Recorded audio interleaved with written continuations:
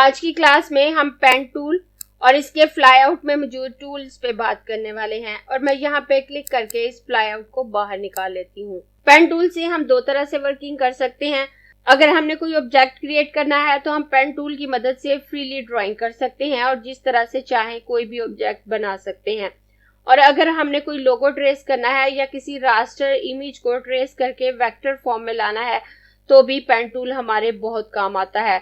और practical field में कई दफा आपको इस तरह की वर्किंग करना पड़ती है कि आपके क्लाइंट के पास कोई लोगो रास्टर फॉर्म में है, वो कोई पीएनजी इमेज है या जेपीईजी इमेज है और वो आपको वेक्टराइज करने के लिए देता है।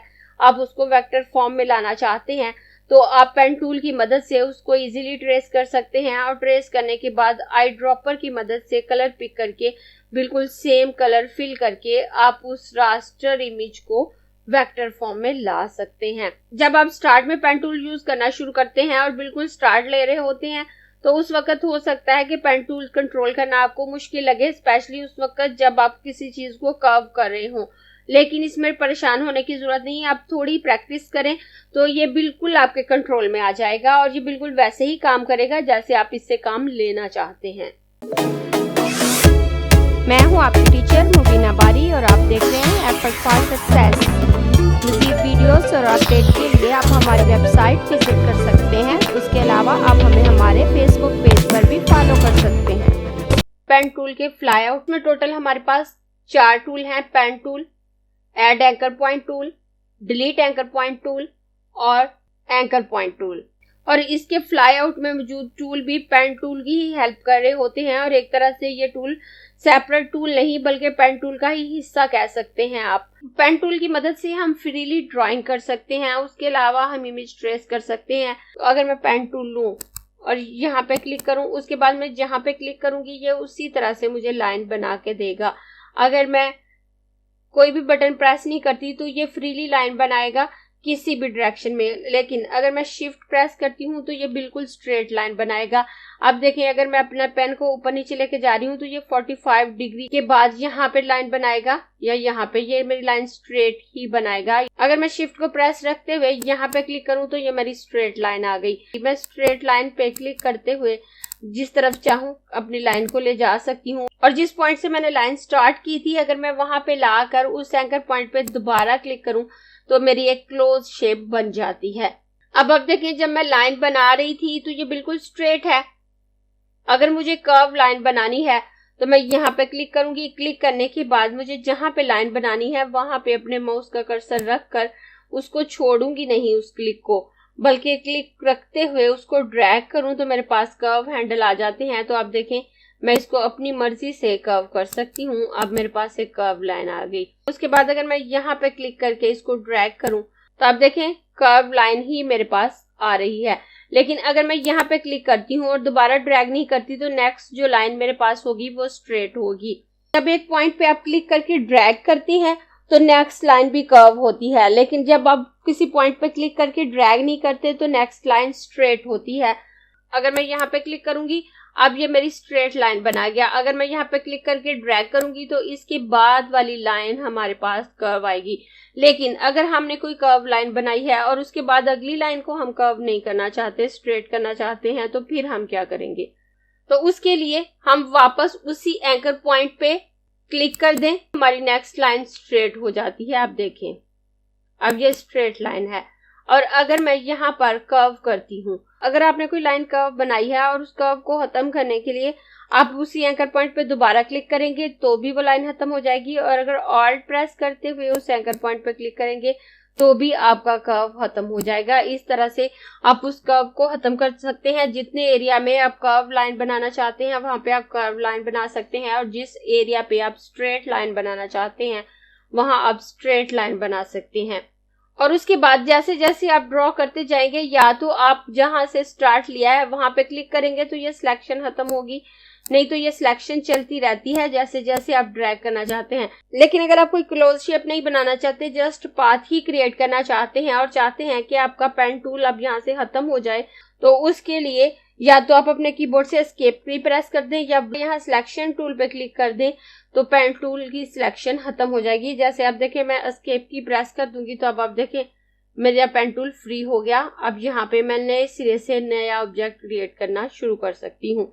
मैं इनको डिलीट कर देती हूँ और डिलीट करने के बाद अब आप देखिए, अगर आपने हाफ सर्कल क्रिएट करना है तो अब यहाँ पे क्लिक करेंगे और क्लिक करके यहाँ से छोड़ेंगे नहीं, आप बिल्कुल स्ट्रेट ड्रैग करें और उसके बाद आप इसको यहाँ पे क्लिक करके ऊपर को ड्रैग करेंगे और एस्केप प्रेस कर दें। आपका हाफ सर्कल बन गया। अब ये नीचे को बना है, अगर आप ऊपर बनाना चाहते हैं तो आप यहाँ पे क्लिक करके ऊपर को ड्रैग करेंगे और उसके बाद आप देखें ये ऊपर की तरफ आपकी लाइन आ रही है। उसके बाद आप यहाँ पे क्लिक करके इसको नीचे को ड्रैग करेंगे तो अब आप देखें आपका हाफ सर्कल बन गया। उसके बाद दोबारा अगर आप इस सिलेक्शन को खत्म नहीं करना चाहते, मजीद कर्व चाहते हैं, तो आप यहाँ पे क्लिक करके यूं क्लिक करेंगे तो ये आपकी लाइन बन गई।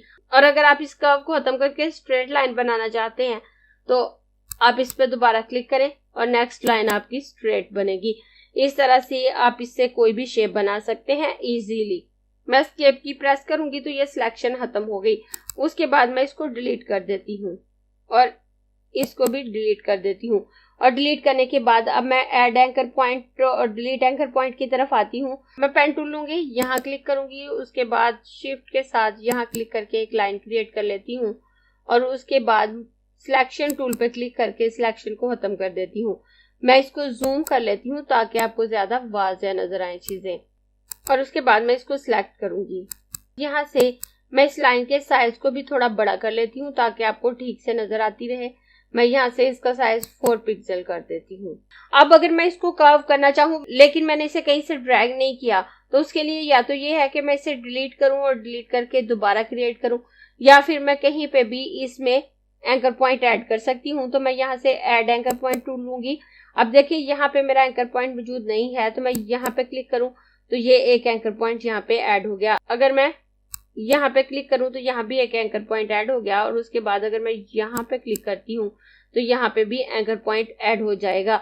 ऐड एंकर पॉइंट से हम किसी भी जगह पे एंकर पॉइंट ऐड कर सकते हैं और जो एंकर पॉइंट हमने ऐड किए हैं उनको डिलीट करना चाहें या ऑलरेडी जो एंकर पॉइंट हमारे पास मौजूद है अगर हम उसको डिलीट करना चाहें तो हम डिलीट एंकर पॉइंट टूल की मदद से उसको डिलीट कर सकते हैं। जैसे यहाँ से अगर मैं इस एंकर पॉइंट पे क्लिक करूं, अब देखें ये एंकर पॉइंट डिलीट हो गया। उसके बाद अगर मैं यहाँ पे क्लिक करती हूँ तो मेरी लाइन छोटी हो जाएगी, इतना एरिया डिलीट हो जाएगा। अब देखें मैं यहाँ पे क्लिक करूंगी तो आप देखें इतनी लाइन हमारी डिलीट हो गई और ये लाइन हमारे पास रह गई है। मैं इसको भी डिलीट कर देती हूँ और लाइन को डिलीट करने के बाद मैं अपने पेज को नॉर्मल कर देती हूँ और नॉर्मल करने के बाद अब मैं यहाँ पे एक रेक्टेंगल क्रिएट करूंगी और रेक्टेंगल क्रिएट करने के बाद इसकी एक कॉपी मैं यहाँ पे ले लेती हूँ और कॉपी लेने के बाद मैं इसके साइज को छोटा कर लूंगी। साइज छोटा करने के बाद अब अगर मैं इससे एक हट की शेप देना चाहती हूँ और यहाँ से इस पॉइंट को थोड़ा ऊपर को ड्रैग करना चाहती हूँ तो यहाँ दरमियान में मेरे पास कोई एंकर पॉइंट नहीं है जिसे मैं ड्रैग कर सकूं, तो मैं यहाँ से एंकर पॉइंट ऐड कर सकती हूँ। तो मैं यहाँ से ऐड एंकर पॉइंट टूल लूंगी और यहाँ पे बिल्कुल इसके मिडल में एक पॉइंट ऐड कर लेती हूँ। पॉइंट ऐड करने के बाद मैं यहाँ से डायरेक्ट सिलेक्शन टूल लूंगी। डायरेक्ट सिलेक्शन टूल लेकर इसको पकड़कर ऊपर की तरफ ड्रैग करूंगी और यहाँ पे लाके छोड़ दूंगी और उसके बाद मैं रेक्टेंगल टूल लूंगी। रेक्टेंगल टूल लेकर यहाँ पर एक और रेक्टेंगल ड्रॉ कर लेती हूँ। मैं इन सबको सिलेक्ट करके फिलिंग नन कर देती हूँ ताकि हमारी लाइन हमें वाज़ेह नजर आए और हम इजीली वर्किंग कर सकें।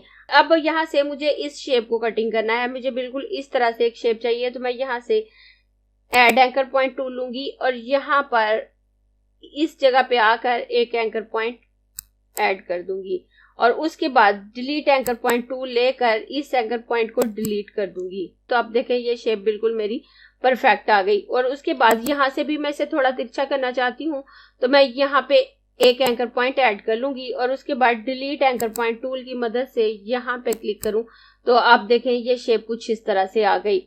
उसके बाद नेक्स्ट एंकर पॉइंट टूल है, तो अगर हमारा एंकर पॉइंट कर्व है तो ये उसको पॉइंटी कर देता है, अगर पॉइंटी है तो ये उसको कर्व कर देता है।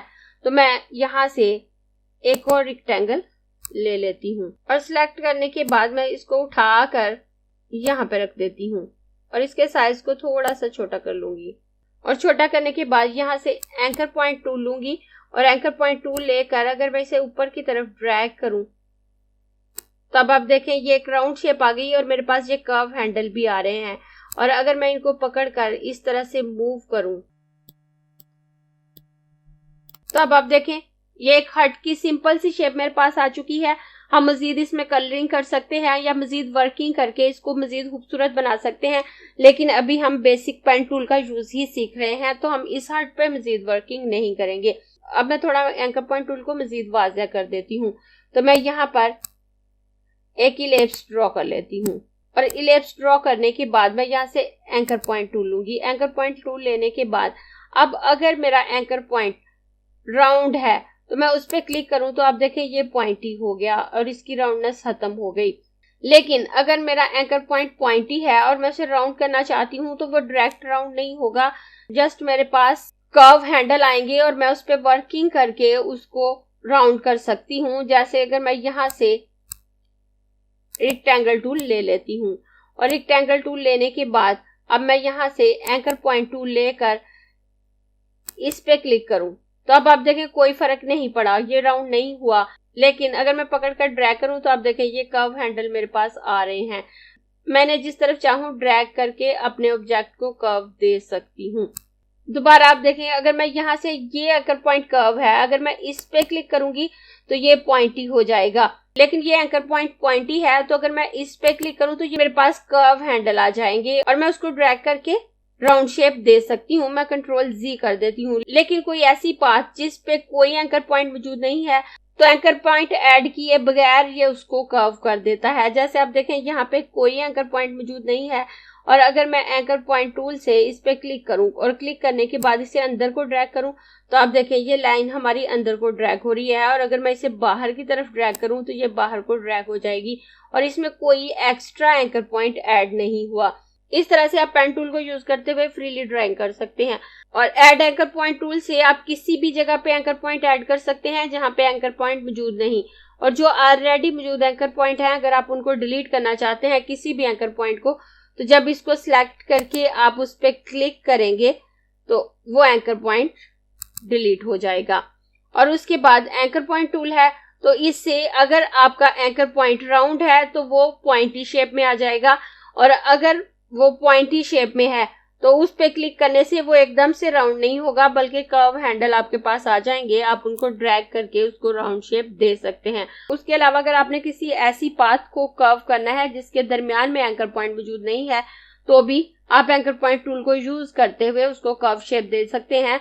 बाज़ औक़ात ये हमारी ट्रेसिंग में हमारी बहुत हेल्प कर रहा होता है।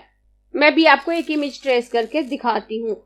मैं कंट्रोल A से इन सबको सिलेक्ट करूंगी और डिलीट कर दूंगी और उसके बाद मैं यहाँ पर एक इमेज ऐड कर लेती हूँ। डेस्कटॉप पे ये ट्रे की इमेज मौजूद है, मैं इसको यहाँ से ड्रैग करूंगी और ड्रैग करके यहाँ पे लाके छोड़ दूंगी और उसके बाद मैं इसके साइज को थोड़ा सा बड़ा कर लेती हूँ। मैं यहाँ से पेन टूल लूंगी। पेन टूल लेने के बाद अगर मैं ड्रैग नहीं करना चाहती क्योंकि ड्रैग करके सिलेक्शन करने में टाइम ज्यादा लगता है तो मैं point two point straight selection करूंगी। मैं यहाँ पे क्लिक करूंगी और उसके बाद मैं यहाँ पे क्लिक करूंगी, उसके बाद मैं यहाँ क्लिक करूंगी। इस तरह से मैं पॉइंट टू पॉइंट सिलेक्शन ले लूंगी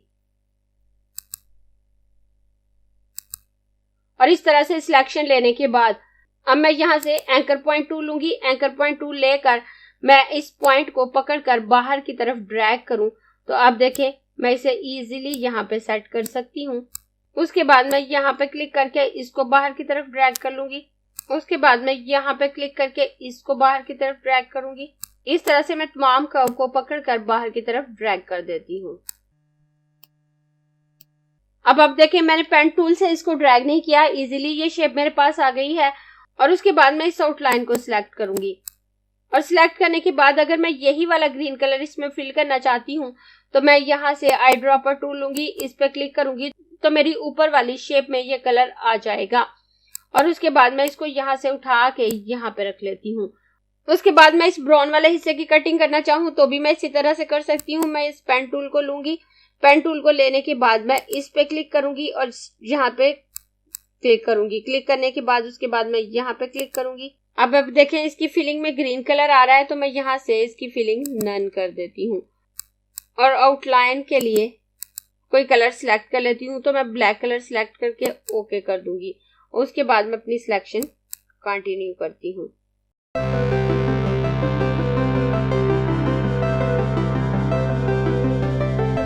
मैं इसको सिलेक्ट करूंगी। सिलेक्ट करने के बाद आई ड्रॉपर टूल की मदद से इस ब्राउन कलर पे क्लिक करूंगी तो इसमें ब्राउन कलर आ जाएगा। और उसके बाद अगर मैं इसको उठा के यहाँ पे सेट कर दूं, इस तरह से अगर हम किसी रास्टर इमेज को वेक्टर शेप बनाना चाहते हैं तो पेन टूल और इसके फ्लाईआउट में मौजूद टूल हमारी बहुत ज्यादा हेल्प करते हैं। अब मैं इन सबको डिलीट कर देती हूँ। और डिलीट करने के बाद अब मैं आपको पेन टूल की मदद से इमेज को ट्रेस करके वो आर्टवर्क बनाना सिखाऊंगी जो आपने थंबनेल पे देखा।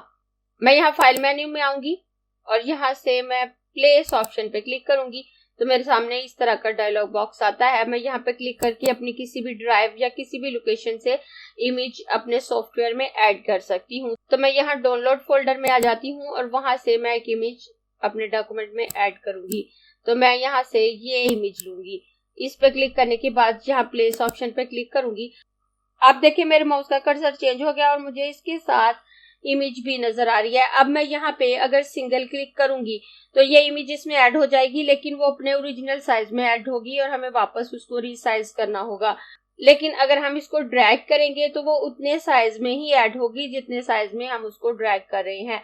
तो मैं यहाँ से ड्रैग करके इस इमेज को यहाँ ऐड कर लेती हूँ।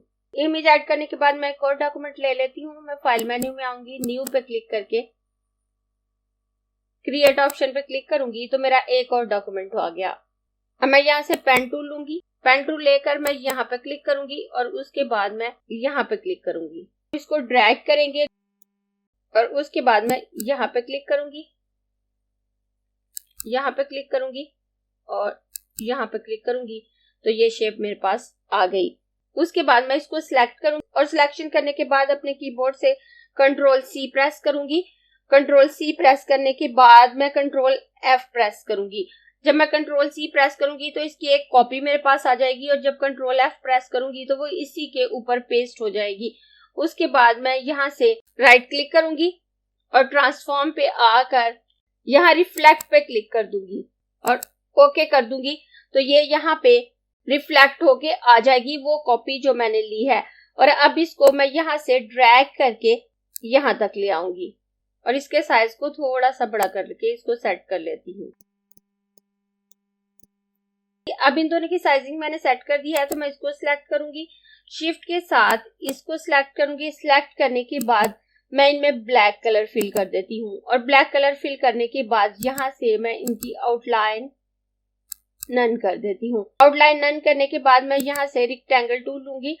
रेक्टेंगल टूल लेकर मैं बिल्कुल अपने आर्टबोर्ड के साइज का रेक्टेंगल क्रिएट करूंगी। रेक्टेंगल क्रिएट करने के बाद मैं इसमें ब्लू कलर फिल कर देती हूँ। ब्लू कलर फिल करने के बाद मैं इस पर राइट क्लिक करूंगी, अरेंज ऑप्शन पे आकर इसे सेंड टू बैक कर लूंगी और सेंड टू बैक करने के बाद मैं यहाँ से ग्रेडियंट टूल लेकर इसमें ग्रेडियंट फिल करूंगी और ग्रेडियंट फिल करने के बाद मैं इस पे क्लिक करूंगी और क्लिक करने के बाद यहाँ से मैं इसमें ब्लू कलर ऐड कर दूंगी। ब्लू कलर ऐड करने के बाद अब मैं यहाँ से रेडियल ग्रेडियंट लूंगी।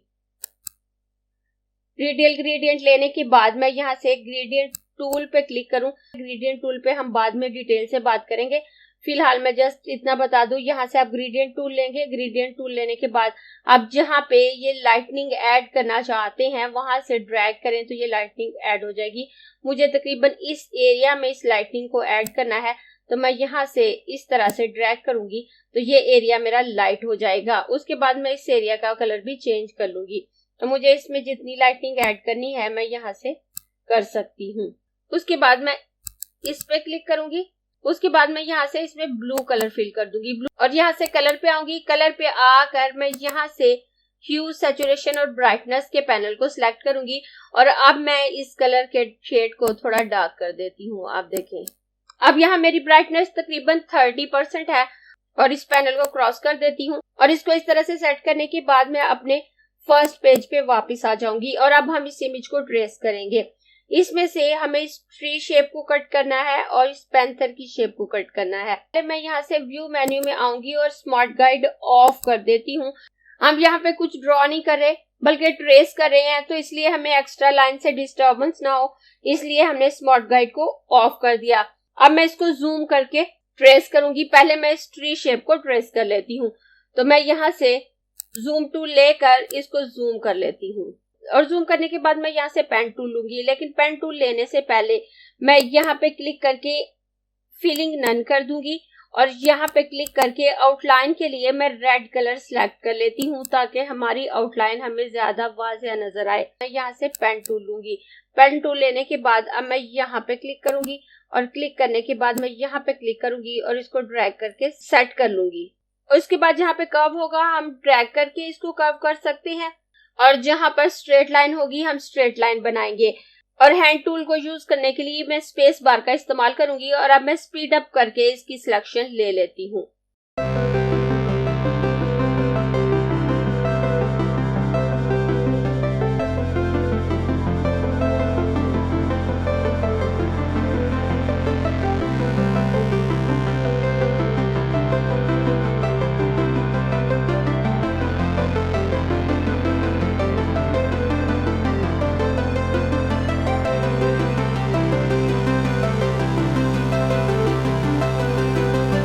ये सिलेक्शन मैंने कंप्लीट कर ली है और मैं यहाँ इसे फिट ऑन स्क्रीन कर लूंगी। फिट ऑन स्क्रीन करने के बाद मैं यहाँ से सिलेक्शन टूल लूंगी।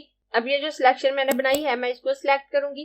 सिलेक्ट करने के बाद मैं यहाँ से इसकी फिलिंग में ब्लैक कलर फिल कर देती हूँ और यहाँ से इसकी आउटलाइन को नन कर दूंगी। आउटलाइन नन करने के बाद मैं यहाँ से एडिट मेन्यू में आऊंगी और एडिट मेन्यू में आकर मैं इसको यहाँ से कट कर लेती हूँ। कट करने के बाद अपने नेक्स्ट पेज पे आऊंगी और यहाँ पे दोबारा एडिट मेन्यू में आकर इसे यहाँ पे पेस्ट कर दूंगी और पेस्ट करने के बाद अब मैं इसको यहाँ पे सेट कर देती हूँ।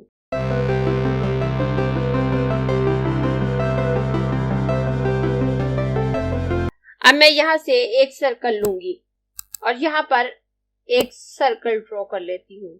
सर्कल ड्रॉ करने के बाद इसकी आउटलाइन नन है और मैं इसकी फिलिंग में व्हाइट कलर फिल कर दूंगी और इसकी एक कॉपी मैं यहाँ पे ले लेती हूँ। कॉपी लेने के बाद मैं इसको सिलेक्ट करूंगी और सिलेक्ट करने के बाद यहाँ से इसमें येलो कलर फिल कर देती हूँ। येलो कलर फिल करने के बाद मैं यहाँ से इफेक्ट मेन्यू में आऊंगी। इफेक्ट मेन्यू में आकर ब्लर ऑप्शन पे आऊंगी। गॉसियन ब्लर पे आकर यहाँ से मैं इसमें ब्लर ऐड कर देती हूँ। पहले मैं इसका प्रीव्यू ऑन कर लूंगी ताकि मुझे नजर आए कि कितना ब्लर ऐड हो रहा है। यहाँ मैं तकरीबन 20 पिक्सल ब्लर मैं इसमें ऐड कर रही हूँ और उसके बाद मैं यहाँ से ओके कर दूंगी। ओके करने के बाद अब मैं इसको उठाकर यहाँ पे सेट कर देती हूँ और यहाँ पे सेट करने के बाद मैं वापस अपने पहले पेज पे आ जाऊंगी। और अब मुझे इस पैंथर की कटिंग करनी है तो मैं इसको दोबारा जूम कर लेती हूँ। मैं यहाँ से पेन टूल ले लूंगी और इसकी सिलेक्शन शुरू करूंगी। मैं यहाँ पे क्लिक करूंगी और उसके बाद यहाँ पे क्लिक करके हल्का सा ड्रैग करूंगी और अब मैं स्पीड अप करके इसकी भी सिलेक्शन ले लेती हूँ।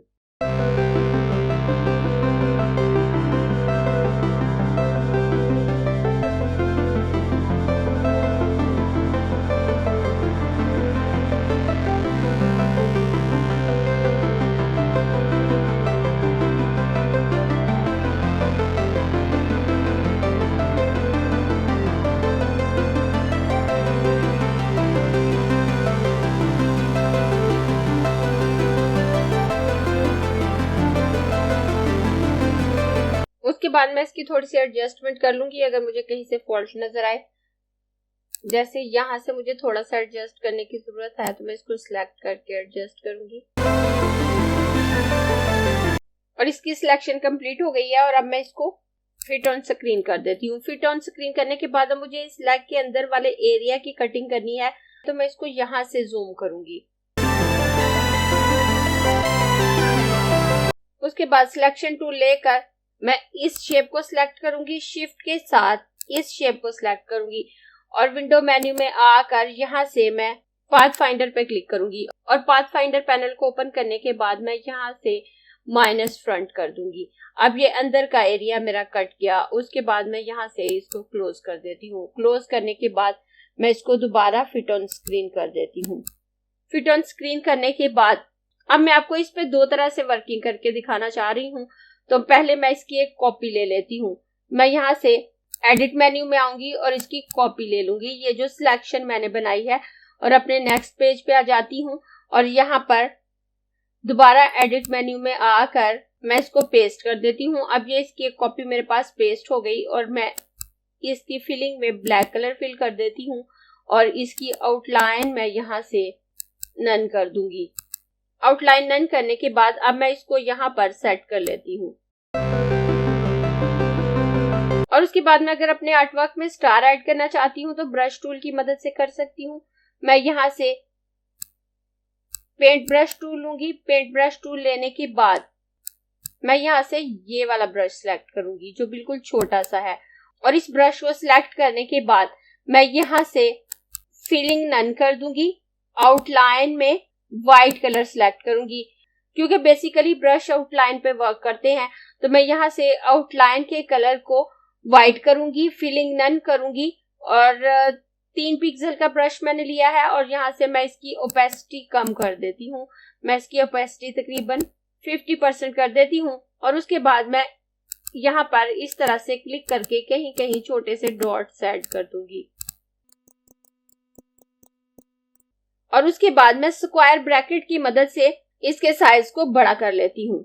मैं राइट स्क्वायर ब्रैकेट प्रेस करूंगी तो इसका साइज बड़ा हो जाएगा। साइज बड़ा करने के बाद अब मैं दोबारा कहीं कहीं ये थोड़े से बड़े साइज के स्टार ऐड कर दूंगी।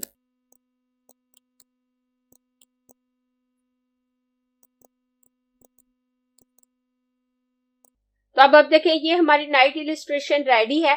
इस तरह से पेन टूल को यूज करते हुए आप किसी भी इमेज को ट्रेस कर सकते हैं। उसके बाद अगर आप उसमें ब्लैक कलर फिल करके सैल्यूट आर्ट वर्क तैयार करना चाहें तो कर सकते हैं। और अगर आप उसको कलर्ड करना चाहते हैं तो उसके अंदर की डिटेल को भी आप ट्रेस करें और जो कलर उसमें है आई ड्रॉपर की मदद से फिल करके तो आप उससे कलर्ड वेक्टर इलस्ट्रेशन तैयार कर सकते हैं। और उसके बाद मैं अपने फर्स्ट वाले डॉक्यूमेंट पे वापस आ जाती हूँ। अब यहाँ पे आप देखें ये आउटलाइन यहाँ पे मौजूद है। ये मैंने यहाँ पे क्यों रखी, जबकि ट्री की आउटलाइन तो मैंने कट कर ली थी और इसको मैंने कॉपी किया क्योंकि मैं यहाँ पे एक और वर्किंग आपको करके दिखाना चाह रही हूँ कि अगर आप किसी इमेज का बैकग्राउंड कट करना चाहें तो इस तरह से सिलेक्शन लेके वो भी कर सकते हैं। अगर मैं इस इमेज को सिलेक्ट करूं, शिफ्ट के साथ इस आउटलाइन को सिलेक्ट करूं जो मैंने ट्रेस की है और यहाँ से ऑब्जेक्ट मेन्यू में आकर क्लिपिंग मास्क पे आऊं और मेक पे क्लिक करूं तो अब आप देखें इसका बैकग्राउंड कट चुका है और जस्ट ये पैंथर की इमेज मेरे पास आ गई है। इस तरह से अगर आप किसी इमेज के बैकग्राउंड को कट करना चाहें तो वो भी कर सकते हैं। अगर आपको ये क्लास पसंद आई है तो लाइक कीजिए, अपने दोस्तों के साथ शेयर भी कीजिए ताकि वो भी सीख सके। आप अपने क्वेश्चंस और व्यूज नीचे कमेंट बॉक्स में लिख सकते हैं। और अगर आपने चैनल सब्सक्राइब नहीं किया तो प्लीज सब्सक्राइब कीजिए ताकि आपको आने वाली वीडियोस का नोटिफिकेशन फौरन से मिल सके।